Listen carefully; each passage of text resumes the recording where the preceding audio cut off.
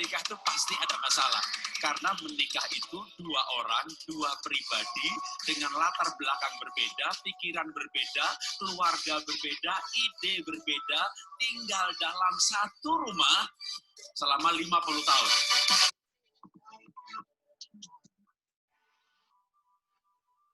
Iya, selamat berjumpa dalam program pendalaman Alkitab mengenai pernikahan yang bahagia. Bagaimana 50 tahun tinggal bersama itu bisa serasa sorga dan bukan neraka.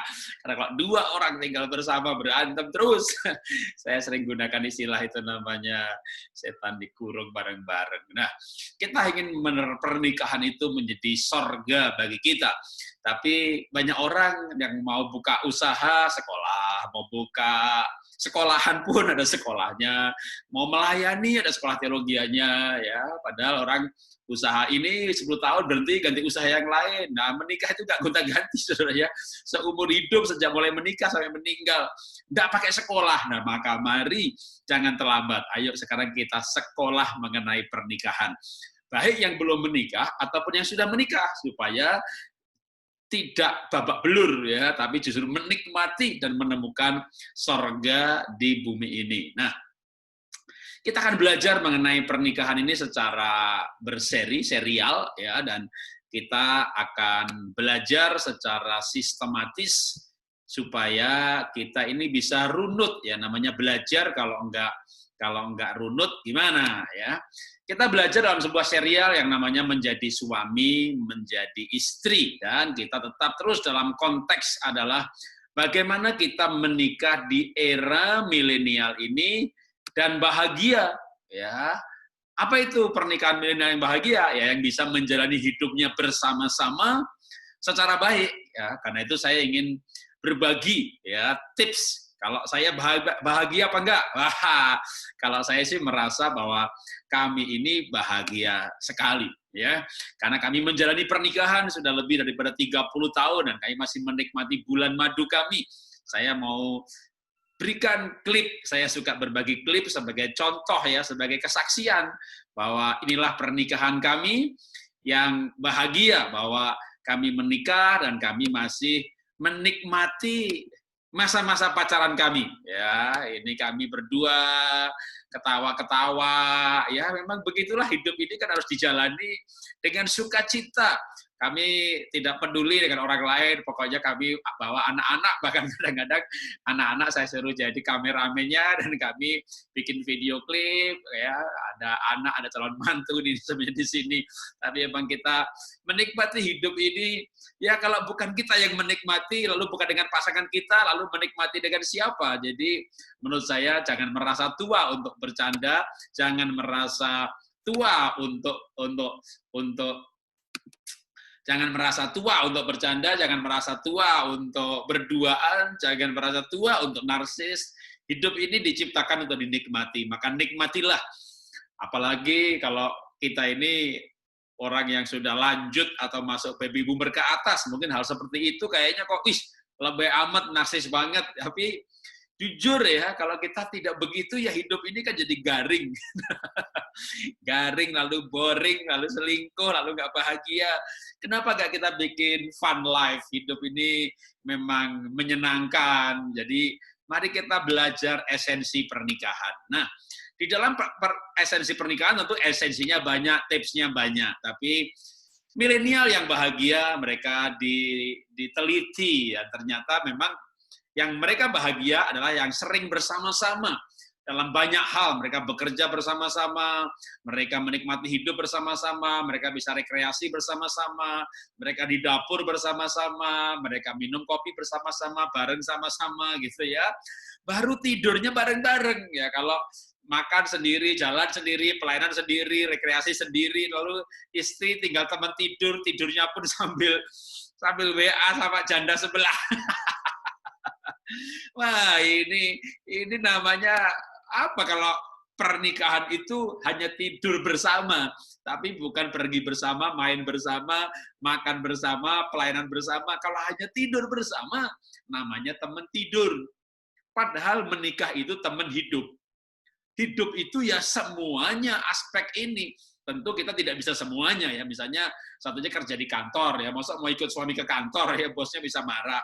Tapi seandainya punya usaha bareng, kalau usahanya nggak bareng, maka pulang kantor paling enggak yang bisa bersama-sama, pelayanan. Masa suami pelayanan, istri enggak, istri pelayanan, suami enggak.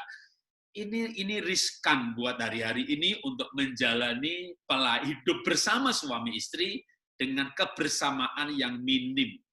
Tidak semuanya harus bersama-sama, tapi kita harus menikmati kebersamaan. Nah, gimana supaya kita bisa menikmati kebersamaan, membangun cinta, maka dengan demikian kita bisa yang namanya mengurangi cemburu. Sebaliknya, kita membangun kepercayaan. Dalam edisi sebelumnya, kita sudah belajar mengenai cemburu. Nah, sekarang kita akan lanjutkan. Supaya tidak cemburu, berarti kita harus membangun kepercayaan. Gimana cara membangun kepercayaan? Ya meningkatkan cinta atau kasih karena firman Tuhan mengatakan demikian. 1 Korintus 13 ayat yang ke-7. Iya atau kasih. Menutupi segala sesuatu, percaya segala sesuatu, mengharapkan segala sesuatu, sabar menanggung segala sesuatu. Kasih itu percaya segala sesuatu. Kasih tidak cemburu, percaya. Nah, gimana caranya bisa percaya? Maka tentu harus belajar mempercayakan yang pertama hal-hal kecil. Ya. Percayakan hal-hal yang tidak membahayakan. Ya, kalau di belakangnya jurang, lalu pasangan Anda, saya tangkap. Anda yakin ditangkap ataupun diceburi ke jurang gitu ya. Maka cara mempercayai, cobalah untuk hal kecil. Anda mempercayai pasangan untuk belanja, untuk beli, untuk ngurus anak, untuk ngurus makanan pagi, untuk apa. Bertahap.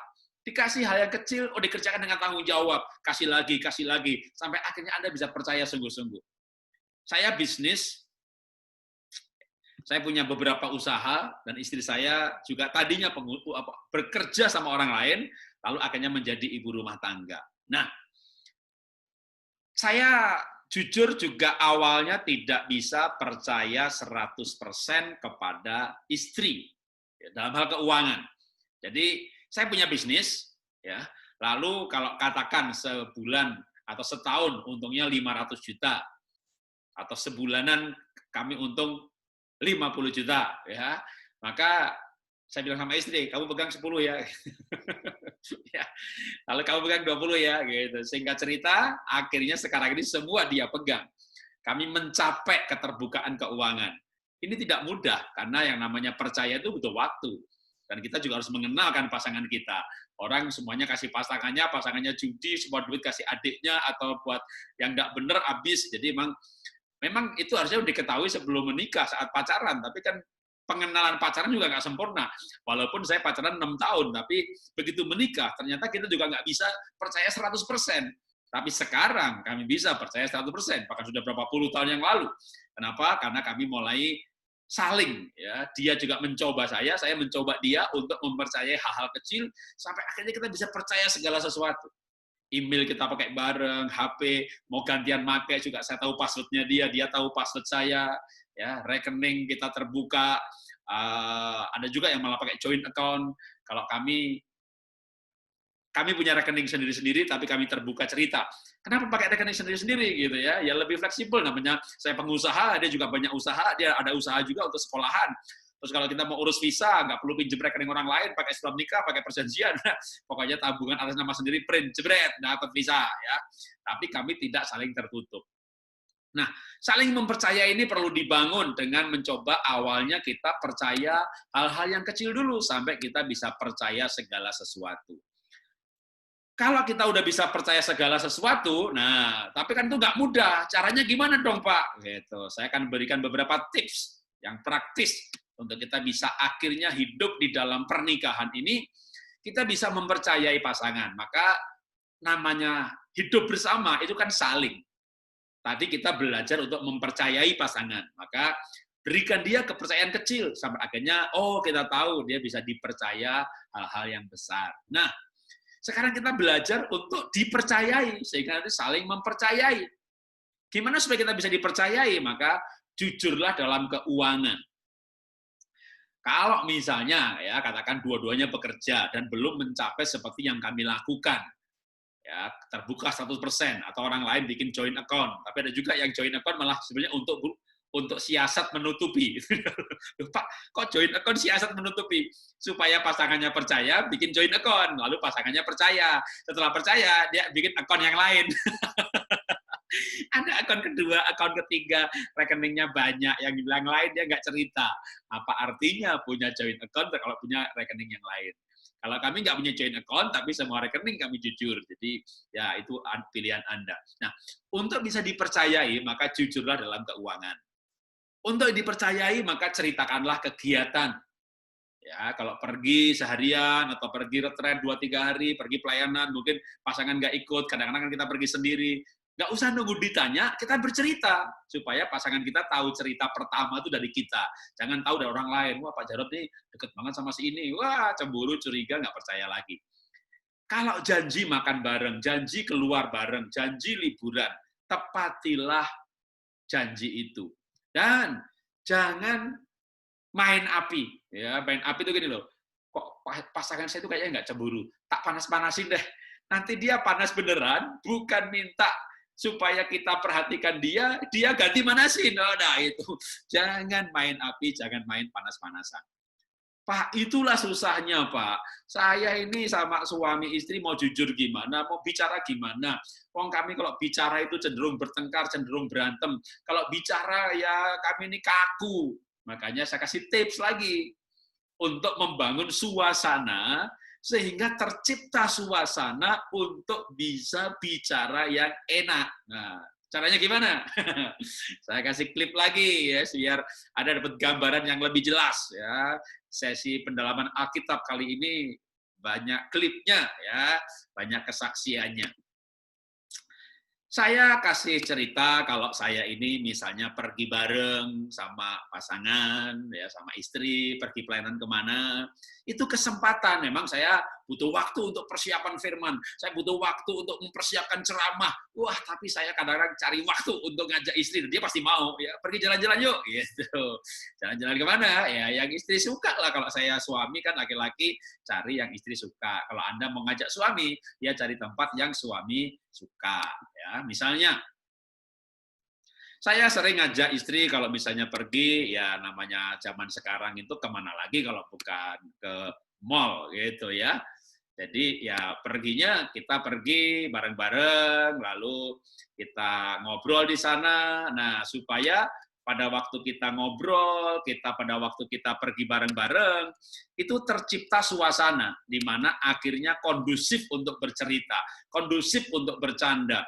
Dengan kita pergi jalan, maka suasananya jauh lebih enak. Ketika suasananya enak inilah baru nanti kita sambil makan, saya mau bicara soal keuangan, saya mau bicara soal masa depan, saya mau bicara ya soal ini loh, ada teman yang kemarin itu dia itu sebenarnya awalnya mau konseling, tapi terus dia tuh ngajak konseling lagi.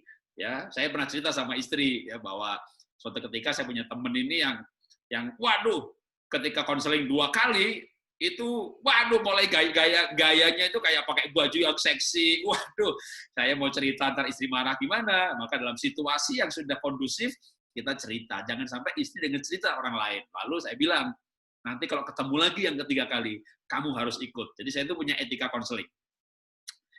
Saya ketemu mau laki mau perempuan, pokoknya pertemuan pertama saya berani ketemu sendiri. Tapi ketemuan kedua, saya hanya mau bikin appointment kalau istri saya juga bisa hadir. Bahkan saya lebih sering sekarang kalau laki-laki sama saya, kalau istri sama kalau wanita ya sama istri aja deh gitu kan. Namanya zaman sekarang ini, waduh, orang kayaknya mau konseling, taunya nawari asuransi. Kayaknya janjinya mau konseling, habis itu nawari produk. Atau yang lebih parah lagi, memang betul-betul konseling, tapi lalu bercerita, Pak Jarod saya kesepian, saya udah lama nggak diajak nge-seks sama suami saya. Lah, kenapa cerita yang panas-panas begini? Wah, emang kayak bukan konseling, kayak mau menggoda. Nah, dalam hal-hal seperti itu, saya selalu bercerita dengan istri, sehingga istri saya itu dengar hal-hal seperti itu, yang pertama dari saya. Saya pernah ketemu seorang hamba Tuhan, pendeta, yang istrinya cemburuan luar biasa. Karena suaminya nggak pernah cerita. Lalu dia dengar cerita dari orang lain. Suamimu pergi lo begini, suamimu begini, suamimu. Dia selalu dengar dari orang lain, maka akhirnya dia nggak percaya. Maka belajarlah untuk bercerita. Kalau mau dipercaya, maka Anda harus jujur. Kalau mau dipercaya, Anda harus terbuka. Kalau mau dipercaya, maka tepatilah janji. Kalau kita tidak bisa menepati janji, kalau kita tidak bisa terbuka, mana bisa dipercaya, maka untuk bisa dipercaya, kita harus belajar untuk jujur, untuk bercerita. Supaya berceritanya itu menjadi enak, atau istilah saya kondusif, maka carilah tempat berduaan. Ya, cari mall yang agak sepian dikit. Kalau mallnya rame, ya masuk kafenya agak sepian dikit, mungkin rasanya kurang enak.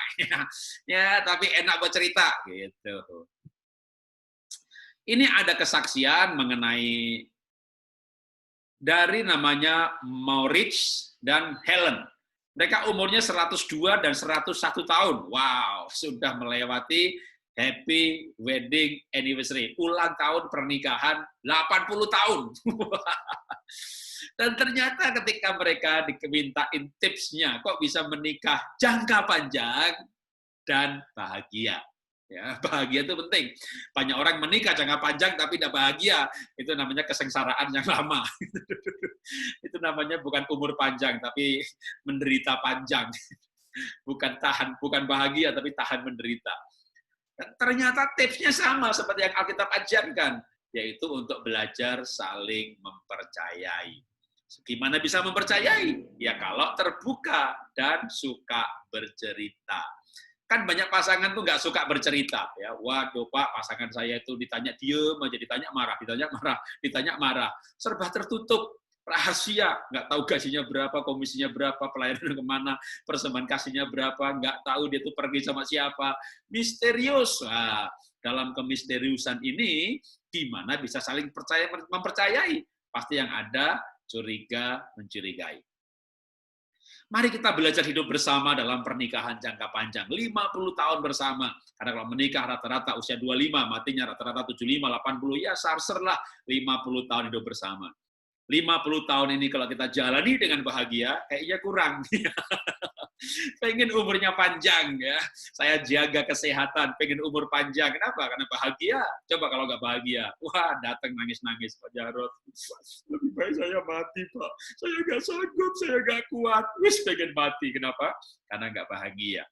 Bagaimana kita bisa membangun relasi saling percaya dan bahagia, tidak cemburu tapi saling percaya? Maka mari kita belajar firman Tuhan.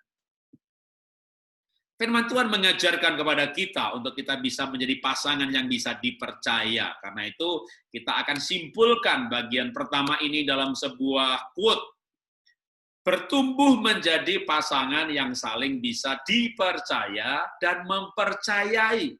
Menumbuhkan rasa aman, cinta, dan kebahagiaan. Kita perlu belajar untuk saling. Ya. Kalau kita mau dipercaya, ya kita harus belajar mempercayai. Kita mau dipercayai, ya kita harus bisa orang yang mempercayai juga. Itu akhirnya membuat pernikahan itu menjadi teman kehidupan yang menyenangkan. Kalau nggak saling percaya, waduh nyimpen duit di mana, gaji berapa, cerita apa, tidak. Aduh, itu bukan pernikahan, itu namanya permusuhan. Itu orang, bukan salah menikah sebenarnya, salah menjalani kehidupan. Kalau Anda dalam situasi yang tidak ideal, maka ayo kita bergerak menuju ideal. Karena tidak ada orang menikah langsung ideal. Bahkan kalau Anda tidak bahagia, Anda saling curiga, Anda bertengkar terus, apa saya salah menikahi orang ya? Tidak, Anda tidak salah menikah. Anda salah menjalani pernikahan. Begitu cara menjalaninya dibetulkan, Anda bahagia, Anda tidak pernah berpikir menikahi orang yang salah. Saya pun jujur, saya pernah berpikir, menikahi orang yang salah. Saya pernah, saya jujur pernah berpikir, aduh saya salah menikah. Sampai saya merubah mindset saya, paradigma saya, belajar nilai-nilai pernikahan, lalu merubah cara menjalaninya. Wah, sekarang saya yakin itu Tuhan itu beri yang terbaik.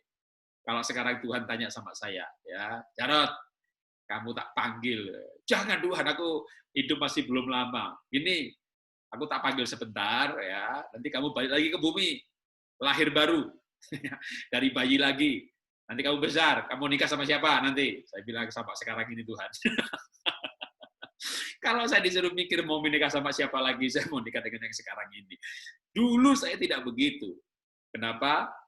Pasangan saya berubah, yang berubah konsep pernikahan kami. Nah, mari kita lanjutkan pelajaran kita mengenai pernikahan yang bahagia, kita hidup dengan pasangan yang sama, tapi menjalani dengan cara yang berbeda. Maka kita bisa menjalani dengan kebahagiaan. Menjadi suami, menjadi istri yang lebih baik lagi. Tapi jujur ya, memang keadaan hari-hari ini adalah keadaan di mana perselingkuhan banyak terjadi. Maka kita perlu belajar yang namanya setia. Bagaimana kita bisa setia? Firman Tuhan berkata demikian mengenai setia. Amsal 20 ayat yang ke-6. Banyak orang yang menyebut dirinya baik, tetapi orang yang setia, siapakah menemukannya? Kata setia di situ kalau pakai King James dalam bahasa Inggris, really trustworthy.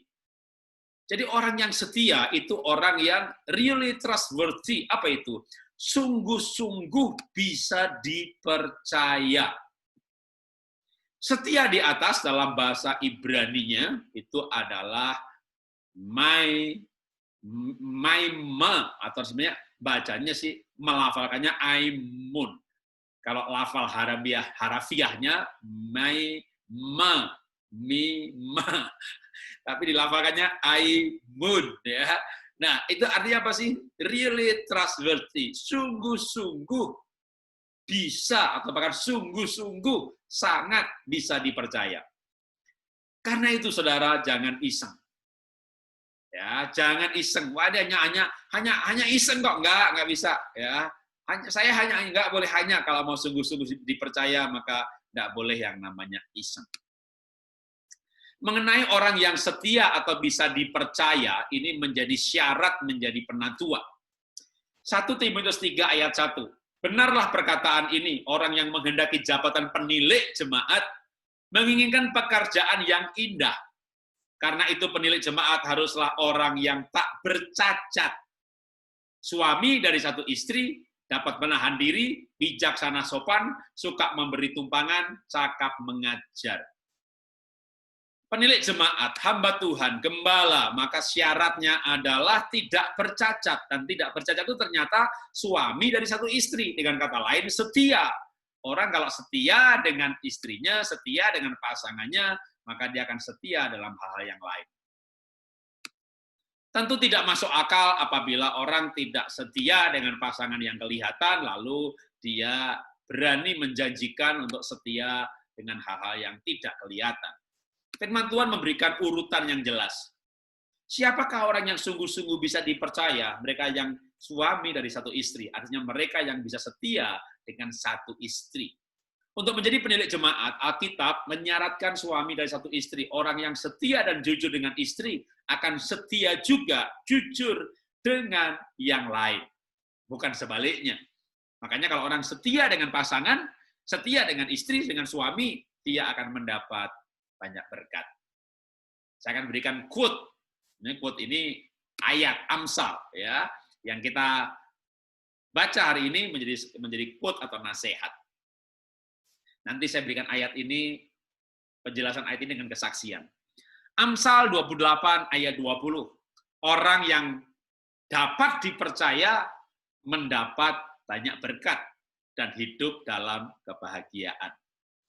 Saya mau kasih kesaksian bahwa saya ini orang yang lahir dari keluarga yang sangat miskin. Ini saya waktu lahir tahun 63. Mungkin miskinnya nggak terlalu kelihatan ya. Nah, ini gambar ayah saya di depan rumah. Bisa dilihat ini dindingnya ini dari bambu. Lantainya ini tanah lantai ini sampai ke ruangan itu ya lantai, ya tanah. Ya orang Jawa bilang jogan. Jadi tanahnya nggak diaci, ya nggak dikasih semen. Terus atapnya itu ya daun, seng dulu baru kalau di Jawa dikasih daun supaya nggak panas. Kalau hanya seng aja panas. Ini namanya rumah gedek, rumah gubuk. Orang Papua bilang rumah hunai. Jadi saya lahir di keluarga yang sangat miskin. Tapi akhirnya saya merantau ke Jakarta tahun 90 dan itu sebenarnya masih miskin. Saya merantau tahun 90 ke Jakarta, sempat tinggal di rumah petak. Saya tidak bisa dapatkan fotonya karena waktu dulu nggak difoto. Kalau saya bikin foto yang lain kan namanya bohong, tapi ya bisa sih gambar yang serupa gitu ya. Tahun 90 saya merantau di Jakarta jadi sales, lalu kontrak rumah di pinggir kuburan Kuningan Jakarta. Tapi akhirnya kami diberkati, punya usaha diberkati, buka sekolah Happy Holy Kid diberkati, dan akhirnya lewat berkat usaha, saya bisa membangun rumah gaya Bali, gaya resort. Wah, halamannya 1.600 meter, belum lagi coupling lain. Ada sekolah juga 1.600 meter, ada kolam renangnya. Kami punya halaman yang luas, di mana saya bisa bertaman, bisa berkebun, dan dengan rumah yang cukup tinggi. Jadi, saya berani bersaksi bahwa kehidupan kami diberkati, baik secara materi ataupun kehidupan suami istri. Dan kalau saya ditanya, Pak, apa rahasianya diberkati? Tadi firman Tuhan berkata, orang yang bisa dipercaya mendapat banyak berkat. Kalau suami istri rukun, ya sehati, bahagia, orang bilang itu bawa hoki, gitu ya. Kalau Alkitab berkata, sungguh alangkah baiknya dan indahnya mereka yang diam bersama dengan rukun, kesanalah Tuhan perintahkan berkat. Jadi ketika kami rukun, Tuhan berkati. Belum lagi saya mengalami benar-benar yang namanya orang, saya itu miskin, nggak punya duit, tapi akhirnya kan dapat kongsian buka usaha gitu. Lalu saya nggak setor duit, saya setor badan, tapi dikasih saham. Dan salah satunya, ya saya percaya sama Pak Jarod, karena ya hidupnya benar, nikahnya benar. Jadi ternyata nikahnya benar itu menjadi indikator orang mau bisnis dengan kita dengan percaya. Karena ada orang bisnis tapi sebenarnya nggak percaya. Waduh, penuh kewaspadaan. Kalau dengan saya banyak orang percaya, dikasih barang, bayar belakangan. Ya akhirnya ya usaha bisa maju lah kalau dikasih begitu. Karena itu mari kita belajar untuk menjadi orang yang bisa dipercaya. Dan itu caranya adalah menjadi suami, menjadi istri yang lebih baik lagi. Menjadi suami, menjadi istri yang lebih baik lagi sesuai nilai-nilai firman Tuhan. Firman Tuhan mengajarkan bahwa di dalam pernikahan itu kita perlu membangun kesetiaan. Kita perlu membangun kebahagiaan. Kalau setia, pasti bahagia. Bagaimana kita bisa membangun kesetiaan? Kita membangun kebahagiaan. Saya akan membacakan firman Tuhan ini. Kejadian pasal 24 ayat 67. Lalu Ishak membawa Ribkah ke dalam kemah Sarah ibunya dan mengambil dia menjadi istrinya. Ishak mencintainya dan dengan demikian ia dihiburkan setelah ibunya meninggal. Ishak mencintainya. Ishak hidup pada zaman poligami di mana Abraham menikah lagi, Yakub menikah lagi, ya anaknya Yakub menikah lagi, Esau juga sepertinya begitu. Bahkan beberapa ratus tahun setelah zaman Ishak, ya Daud, Salomo, begitu banyak tokoh-tokoh di Alkitab menikah lagi. Tunggu dulu, Ishak tidak. Ishak monogami pada zaman poligami.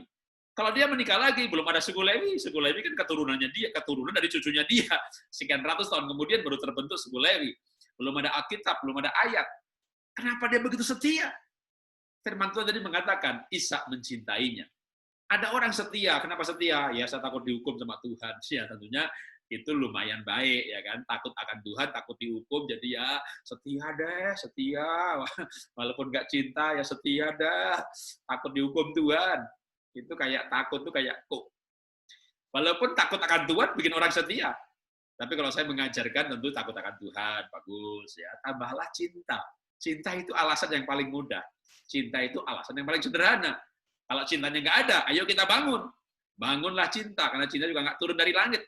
Cinta dibangun lewat kebaikan, lewat kebersamaan, lewat komunikasi, lewat saling percaya. Tapi Ishak setia karena dia mencintai. Nah, kita akan lanjutkan sekarang gimana kita bisa saling mencintai, gimana kita bisa membangun cinta dalam pernikahan. Ada kisah namanya John dan Ann Betar. Mereka juga sudah menikah lewat 80 tahun. Ulang tahun pernikahan mereka, John 101 dan Ann sudah 97 tahun umurnya. Dan mereka bersaksi bahwa mereka membangun pasangan yang bahagia dengan belajar untuk tidak cemburu. Cinta itu tidak cemburu. Bagaimana kita bisa membangun cinta dan kesetiaan? Maka kita perlu belajar tentunya takut akan Tuhan. Betul, tadi saya katakan takut akan Tuhan, benar. Tapi kita perlu belajar juga yang namanya cinta pasangan. Ada orang yang setia yang karena dasarnya takut akan Tuhan, yaitu Yusuf. Kejadian 39 ayat 9. Waktu Yusuf dicobai, diajak selingkuh sama istri Potifar, maka Yusuf tidak mau. Kenapa? Yusuf menjawab, aku tidak mau dosa kepada Tuhan. Jadi dasarnya karena takut akan Tuhan. Benar, tapi saya lebih tertarik dengan Ribkah, Ishak Ribkah, karena Ishak cinta Ribkah. Walaupun ini bukan mengenai pernikahan, ya, karena Paulus tidak menikah, tapi Paulus memberikan konsep untuk tidak jatuh dalam dosa, yaitu Roma 8 ayat 12-13, yaitu penguasaan diri. Kalau kita belajar menguasai diri, kita pasti akan setia. Ada contoh lain lagi yang belajar untuk yang bersaksi tentang kesetiaan mereka.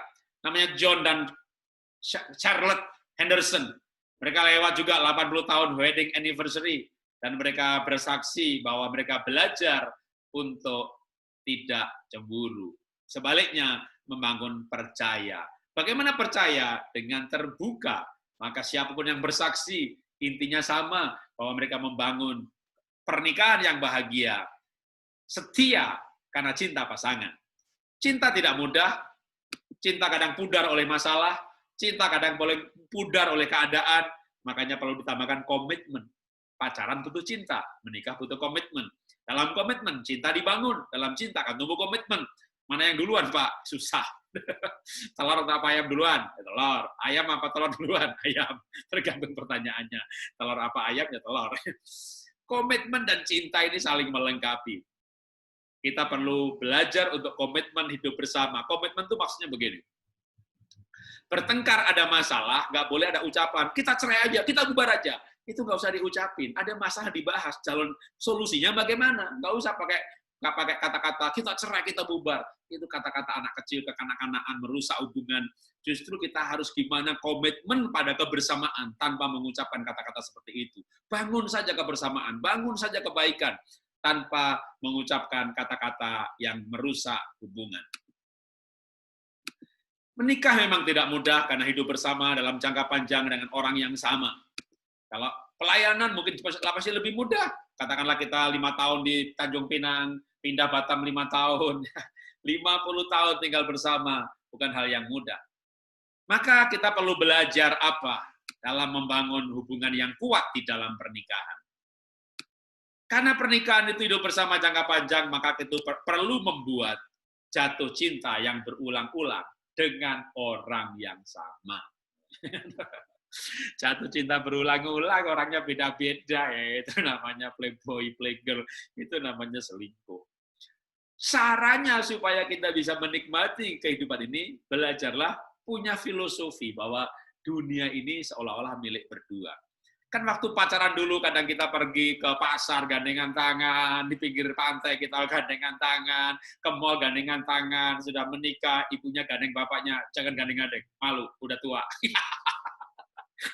Kalau saya pergi berdua sama istri sekarang bodo amat, udah pokoknya yang penting, tapi ya nggak ciuman di jalan gitu, enggak, tapi kami bergandengan, bahkan kami kan berpelukan, atau kalau istri saya pergi dari luar kota, lalu karena ada acara yang lain, istri jemput di airport, atau istri sudah ada acara yang lain, jadi dari airport saya langsung menyusul ke acara di mana istri saya berada, ya kami akan berpelukan, saya akan cium dia.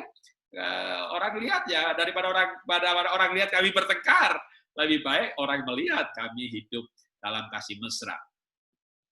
Hidup ini perlu kita jalani, tentu tidak menjadi batu sandungan, tapi kita perlu menjalani hidup bahwa dunia ini seolah-olah milik berdua dalam arti itulah konsep hidup orang yang sedang jatuh cinta.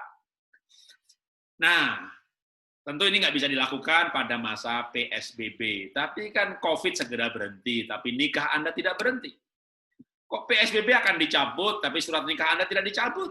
Maka belajar sekarang bahwa perlu yang namanya quality time berdua. Anak titipkan mertua, tuh mertua ada gunanya, piara baik-baik, jaga hubungan baik-baik, titipi anak. Kalau nggak punya mertua, ya resiko lah, mungkin titip teman, cari orang yang bisa dititipi anak, atau gimana caranya pergi ke, justru bawa anak-anak pergi, kalau misalnya orang tuanya di Tanjung Pinang, saudara tinggalnya di Batam, nah yuk liburan ke Tanjung Pinang, nanti di sana ada pantai yang bagus, begini-begini, kakek nenek cinta sayang kamu, gitu ya. Lalu titipkan orang tua, nah ambil waktu berduaan. Atau kalau ada yang dititipi memang paling enak, ya kan ikut tour, retreat, camping, pelayanan, apapun yang bisa berdua. perlu kesepakatan tentunya ya, berduanya nih kemana, jangan sampai nanti sampai tempatnya berantem karena nggak sepakat. Jadi perlu sepakat ya, yuk ke gunung yuk, nggak mau dingin, udah yuk ke pantai, nggak mau panas. Lah ini gimana sih, ke gunung dingin, ke pantai panas, maunya kemana? Ke mall. Ya ke mall lah, pergi ke sana berdua. Kalau beli barang mahal ya ngopi aja. Ya nanti sebelum pergi ke mall udah makan duluan sampai kenyang gitu ya. Lalu sampai di sana tinggal cemil-cemil aja yang murah, yang penting pergi berduaan. Atau mau lah pergi lagi nonton film ya. Film di mall yang mahal ya, di gedung bioskop. Pokoknya apa yang dulu kalian sering lakukan dalam berpacaran, pergi mancing, ya kan? Pergi ke pinggir pantai, beli beli kelapa hijau aja di pinggir jalan itu, menongkrong murah tuh di situ. Berduaan tidak perlu yang mahal, tapi yang penting Anda pergi berduaan, menikmati kebersamaan yang dulu sering Anda lakukan waktu berpacaran. Bahkan kalau perlu kembali pergi ke tempat di mana dulu Anda pacaran. Wah, itu memori cintanya kuat sekali. Kita perlu menjalani kehidupan ini keluar dari rutinitas, bersihin rumah, rutinitas bayar tagihan, ngurus anak, wah semuanya membuat stres, lalu akhirnya jenuh, maka perlu refreshing. Pernikahan pun perlu refreshing. Karena itu saya ingin membawa pada satu kesimpulan dengan quote ini, ya. Cinta adalah motivasi terkuat kehidupan. Menjaga hati, mencintai Tuhan, pasangan dan sesama, itulah kehidupan yang bermakna. Cinta adalah motivasi terkuat kehidupan. Kita setia karena cinta Tuhan, bagus. Kita setia karena apa? Ya nanti kalau cerai, gimana kata orang ya, malu nanti kata orang gimana. Nanti kalau kita cerai, anak-anak bagaimana? Ya itu bisa menjadi alasan tidak bercerai. Tapi itu tidak bahagia. Atau ada yang begini, ya jangan bercerai lah, kasihan, anak-anak masih kecil ya. Jadi karena anak-anak masih kecil.